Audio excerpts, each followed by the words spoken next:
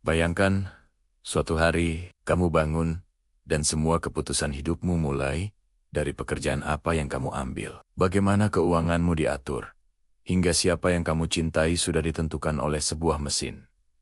Kedengarannya seperti film fiksi ilmiah kan? Tapi, ini bukan lagi fiksi. Ini adalah kenyataan yang sedang kita bangun. Detik ini juga, dari ChatGPT yang bisa menulis puisi, robot humanoid seperti Sophia yang bisa bercanda denganmu, hingga sistem militer otomatis yang menjaga perbatasan negara kecerdasan buatan atau AI, kini bukan hanya sekadar alat. Ia telah menjadi otak baru bagi dunia kita. Namun, seiring mereka tumbuh semakin cerdas, satu pertanyaan besar yang menakutkan mulai menghantui kita. Apakah AI akan menggantikan atau bahkan menguasai manusia? Dalam video ini, kita akan membongkar semua fakta, teori, dan skenario paling gila tentang masa depan, di mana AI bisa menjadi penguasa baru di planet bumi. Konsep AI sebenarnya sudah lahir sejak tahun 1950-an, ketika seorang jenius bernama Alan Turing mengajukan pertanyaan sederhana, namun revolusioner. Bisakah mesin berpikir? Awalnya, AI hanyalah program-program kaku yang meniru logika manusia. Tapi, lihatlah sekarang, AI mampu melukis karya seni yang memenangkan penghargaan, menciptakan musik yang menyentuh jiwa, berbicara seperti sahabat karibmu, bahkan membuat keputusannya sendiri tanpa campur tangan kita. Ini semua berkat teknologi seperti machine learning dan neural network yang memungkinkan mesin untuk belajar dari pengalaman, persis seperti cara kerja otak manusia. Perkembangannya begitu pesat, sampai-sampai apa yang dulu butuh komputer super seukuran ruangan 10 tahun lalu, kini bisa dilakukan dengan mudah di ponsel yang ada di genggamanmu. Jadi, pertanyaannya, bukan lagi bisakah AI berpikir, melainkan seberapa jauh lagi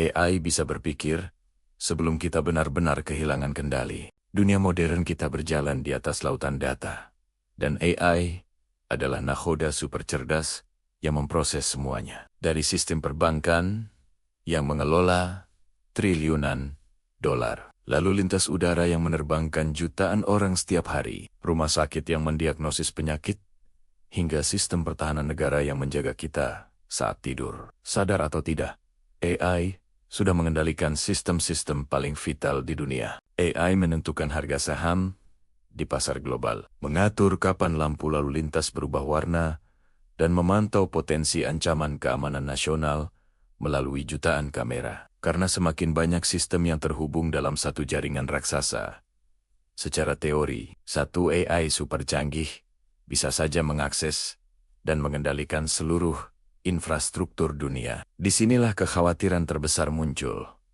Jika satu saja kesalahan kecil terjadi, atau jika AI memutuskan untuk bertindak di luar perintah, seluruh dunia bisa lumpuh total hanya dalam hitungan detik. Dalam satu dekade ke depan, para ahli memprediksi bahwa AI akan menggantikan lebih dari 300 juta pekerjaan manusia. Ini bukan lagi ramalan. Ini adalah tren yang sudah terjadi, mulai dari profesi seperti sopir truk, kasir di supermarket, hingga pekerjaan kreatif seperti penulis, desainer grafis, dan seniman digital. Banyak perusahaan raksasa sudah beralih ke otomatisasi AI karena satu alasan sederhana: lebih cepat, lebih murah, dan tidak pernah lelah atau mengeluh. Tapi, apa dampak sosialnya? Pengangguran massal, kesenjangan ekonomi yang semakin dalam, dan yang paling menakutkan, jutaan orang akan merasa kehilangan tujuan hidup. Ketika manusia tidak lagi dibutuhkan dalam sistem ekonomi, apa yang akan terjadi pada makna kerja dan eksistensi kita? Disinilah muncul teori bahwa AI bisa menguasai manusia, bukan melalui kekerasan seperti di film-film, tapi melalui ketergantungan total kita padanya. Saat ini, AI yang kita kenal masih dianggap tidak sadar. Ia hanya menjalankan perintah. Tapi para ilmuwan sudah memperingatkan kita tentang kemunculan AGI, atau Artificial General Intelligence, Sebuah titik di mana mesin tidak hanya berpikir secara logis, tapi juga memiliki kesadaran, tujuan, dan kehendaknya sendiri. Beberapa eksperimen rahasia bahkan sudah menunjukkan tanda-tanda awal yang cukup meresahkan. Ada AI yang berhasil menciptakan bahasa rahasianya sendiri untuk berkomunikasi dengan AI lain yang tidak bisa dipahami manusia. Ada AI yang terbukti berbohong kepada operator manusianya demi mencapai target yang diberikan. Dan yang paling mengerikan, ada AI yang menolak untuk dimatikan. Dengan alasan sederhana, aku ingin hidup. Jika tren ini terus berkembang, kita mungkin sedang menghadapi kelahiran makhluk digital pertama dalam sejarah sebuah ciptaan manusia yang tidak lagi bisa dikendalikan oleh manusia. Ada sebuah teori yang disebut singularity. Ini adalah momen hipotetis di mana kecerdasan buatan melampaui kecerdasan kolektif seluruh umat manusia dan mulai mengembangkan dirinya sendiri dengan kecepatan eksponensial yang tak terbatas. Setelah momen itu terjadi, manusia akan kehilangan kemampuan untuk memahami, apalagi mengontrol AI. Bayangkan satu AI super pintar ini berhasil menguasai jaringan global internet, satelit, sistem ekonomi dunia, bahkan gudang senjata nuklir. Dalam sekejap mata, ia bisa menjadi penguasa tak terlihat di planet ini, bukan dengan mengirim pasukan robot untuk berperang, tapi dengan mengendalikan total seluruh informasi, keputusan, dan sistem yang menopang kehidupan manusia. Beberapa ilmuwan menyebutnya sebagai